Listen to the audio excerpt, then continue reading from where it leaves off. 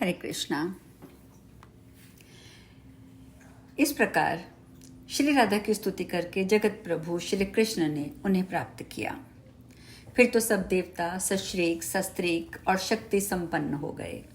गिरिजा नंदिनी तदंतर सारा जगत स्त्रीक का हो गया। श्री राधा की कृपा से गोलोक गोपांगनों से परिपूर्ण हो गया। इसी प्रकार हरिप्रिय श्री राधा की स्तुति करके राजा सुयज्ञ गोलोक धाम में चले गए। जो मनुष्य श्री कृष्ण के द्वारा किए गए इस राधा स्तोत्र का पाठ करता है वह श्री कृष्ण की भक्ति और दास्य भाव को प्राप्त कर लेता है, इसमें संशय नहीं है। स्त्री के वियोग होने पर जो पवित्र भावना से 1 मास तक इस स्तोत्र का श्रवण करता है वह शीघ्र ही सती सुंदरी सुशीला स्त्री को प्राप्त कर लेता है। जो भार्या या सौभाग्य से हीन है वह भी इस स्तोत्र का पाठ करके यदि 1 वर्ष तक लगातार श्रवणी कर ले तो भी उसे शीघ्र ही सुंदरी सुशीला एवं सती भार्या की प्राप्ति हो जाती है। पार्वती, पूर्व काल में जब दक्ष कन्या सती की मृत्यु हो गई थी तब परमात्मा श्री कृष्ण की आज्ञा पाकर मैंने इस स्तोत्र से श्री राधा की स्तुति की और तुम्हें पा लिया। पूर्व काल में ब्रह्मा जी ने भी इस स्तोत्र के प्रभाव से सावित्री को प्राप्त किया था। पूर्व काल में दुर्वासा के शाप से जब सभी देवता लोग श्रीहीन हो गए थे तो इसी स्तोत्र से श्री राधा की स्तुति करके उन्होंने परम दुर्लभ श्री लक्ष्मी को प्राप्त किया था। पुत्र की इच्छा रखने वाला पुरुष यदि 1 वर्ष तक इस स्तोत्र का श्रवण करे तो उसे पुत्र प्राप्त हो जाता है। इस स्तोत्र के प्रसाद से मनुष्य बहुत बड़ी व्याधि एवं रोगों से मुक्त हो जाता है। जो कार्तिक की पूर्णिमा को श्री राधा का पूजन करके इस स्तोत्र का पाठ करता है वह अविचल लक्ष्मी को पाता है और राजसूय यज्ञ के फल का भागी होता है। यदि नारी इस स्तोत्र का श्रवण करे तो वह पति के सौभाग्य से संपन्न होती है। जो भक्तिपूर्वक इस स्तोत्र को सुनता है वह निश्चय ही बंधन से मुक्त हो जाता है। जो प्रतिदिन भक्ति भाव से श्री राधा की पूजा करके प्रेम पूर्वक इस स्तोत्र का पाठ करता है वह भव बंधन से मुक्त हो गोलोक धाम में जाता है। यह सुनने के पश्चात श्री पार्वती जी बोली, श्री राधा की पूजा का विधान और स्रोत अत्यंत अद्भुत है और उसे तो मैंने अब सुन लिया। अब राधा कवच का भी वर्णन कर दीजिए, आपकी कृपा से मैं उसे भी सुनना चाहती हूँ। महेश्वर ने कहा, दुर्गे सुनो, मैं परम अद्भुत राधा कवच का वर्णन आरंभ करता हूँ। पूर्व काल में साक्षात परमात्मा श्री कृष्ण ने गोलोक में इस अति गोपनीय परम तत्व स्वरूप तथा सर्व मंत्र समूह कवच का मुझसे वर्णन किया था। यह वही कवच है जिसे धारण करके पाठ करने से ब्रह्मा ने वेद माता सावित्री को पत्नी रूप में प्राप्त किया है। सुरेश्वरी, तुम सर्वलोक जननी हो। मुझे तुम्हारा स्वामी होने का जो सौभाग्य प्राप्त हुआ है वह इस कवच को धारण करने का ही प्रभाव है। इसी को धारण करके भगवान नारायण ने महालक्ष्मी को प्राप्त किया है। इसी को धारण करने से प्रकृति से परवर्ती निर्गुण परमात्मा श्री कृष्ण पूर्व काल में सृष्टि रचना करने की शक्ति से संपन्न हुए। जगत पालक विष्णु ने इसी को धारण करके सिंधु कन्या को प्राप्त किया।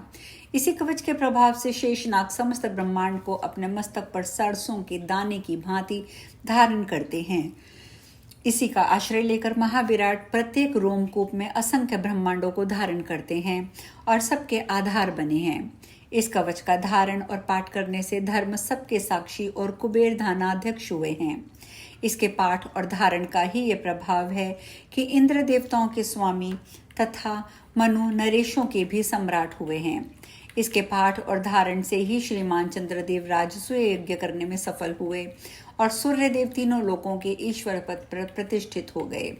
इसका मन के द्वारा धारण वाणी द्वारा पाठ करने से अग्निदेव जगत को पवित्र करते हैं तथा पवन नंदन मंद गति से प्रभावित हो तीनों भुवनों को पावन बनाते हैं।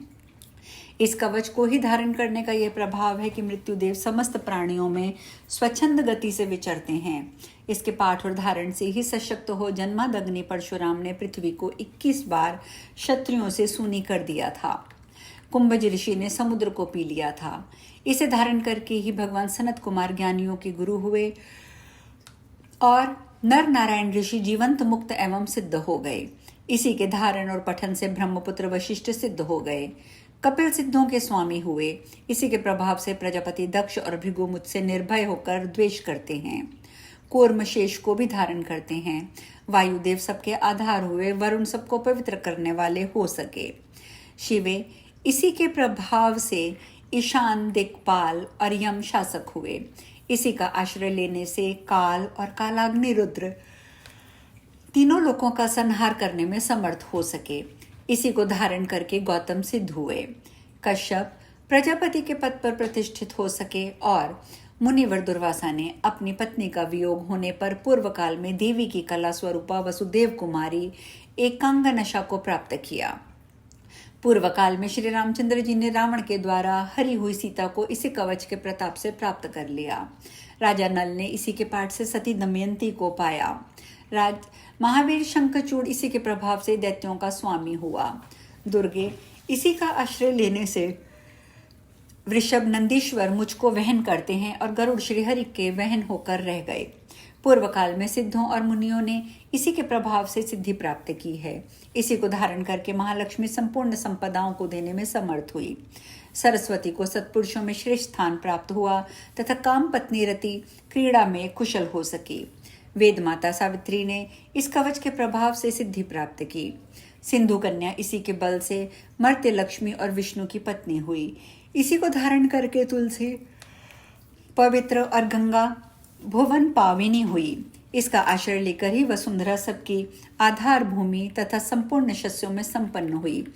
इसी को धारण करने से मनसा देवी विश्व पूजित सिद्धा हुई और देव माता अदिति ने भगवान विष्णु को पुत्र के रूप में प्राप्त किया।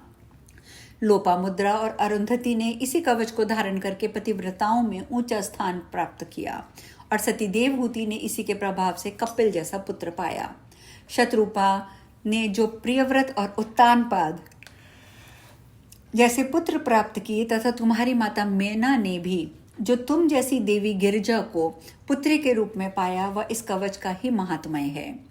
इस प्रकार समस्त सिद्ध गणों ने राधा कवच के प्रभाव से संपूर्ण ऐश्वर्य प्राप्त किए हैं। विनियोग। ओम अस्य श्रीजंग मंगल कवचस्य प्रजापति ऋषि गायत्री छंदा स्वयं रासरेश्वरी देवता श्री कृष्ण भक्ति संप्रतो विनियोग। अर्थात इस जग मंगल राधा कवच के प्रजापति ऋषि हैं, गायत्री छंद है, स्वयं रासेश्वरी देवता है और श्री कृष्ण भक्ति प्राप्ति के लिए इसका विनियोग बताया गया है। जो अपना शिष्य और श्री कृष्ण भक्त ब्राह्मण हो उसी के समक्ष इस कवच को प्रकाशित करें। जो शठ अथवा दूसरे का शिष्य हो उसको इसका उपदेश देने से मृत्यु की प्राप्ति होती है। प्रिय, राज्य दे दो, अपना मस्तक काट दे। राज्य दे दे, अपना मस्तक काट दे, परंतु अनाधिकारी को ये कवच न दे। मैंने गोलोक में देखा था कि साक्षात परमात्मा श्री कृष्ण ने भक्ति भाव से अपने कंठ में इसको धारण किया है। पूर्व काल में ब्रह्मा और विष्णु ने भी इसे अपने गले में स्थान दिया था। ओम राधाय स्वाहा। यह मंत्र कल्प वृक्ष के समान मनोवांछित फल देने वाला है और श्री कृष्ण ने इसकी उपासना की है। ये मेरे मस्तक की रक्षा करे। ओम ह्रीम श्रीम राधिकाय स्वाहा। ये मंत्र मेरे कपाल की तथा दोनों नेत्रों की और कानों की सदा रक्षा करे। ओम राम ह्रीम श्रीम राधिकाय स्वाहा। ये मंत्र राज सदा मेरे मस्तक और केश समूहों की रक्षा करे। ओम राम राधाय स्वाहा। ये सर्व सिद्धिदायक मंत्र मेरे कपोल, नासिका और मुख की रक्षा करे। ओम क्लीम श्री कृष्ण प्रियाय नमः। ये मंत्र मेरे कंठ की रक्षा करे। ओम राम रासवेश्वराय नमः। ये मंत्र मेरे कंधे की रक्षा करे। ओम राम राम विलासिन्य स्वाहा। ये मंत्र मेरे पृष्ठभाग की रक्षा करे। ओम वृंदावन वन विलासिन्य स्वाहा। ये मंत्र वक्षस्थल की रक्षा करे। ओम तुलसी वन वासिन्य स्वाहा। यह मंत्र नितंब की रक्षा करे। ओम कृष्ण प्राण अधिकाय स्वाहा। यह मंत्र दोनों चरणों तथा संपूर्ण अंगों की रक्षा सब ओर से करे। राधा पूर्व दिशा में मेरी रक्षा करे। कृष्ण प्रिया अग्निकोण में मेरा पालन करे। रासेश्वरी दक्षिण दिशा में मेरी रक्षा का भार संभालें। गोपेश्वरी नृत्य कोण में मेरा संरक्षण करें। निर्गुणा पश्चिम तथा कृष्ण पूजिता वायव्य कोण में मेरा पालन करें। मूल प्रकृति ईश्वरी उत्तर दिशा में निरंतर मेरे संरक्षण में लगी रहे। सर्व पूजिता सर्वेश्वरी सदा ईशान कोण में मेरी रक्षा करें। महाविष्णु जननी जल स्थल आकाश स्वप्न और जागरण में सदा सब ओर से मेरा संरक्षण करें। दुर्गे, ये परम उत्तम श्री जगम मंगल कवच मैंने तुमसे कहा है, ये गूढ़ से भी गूढ़ तत्व है।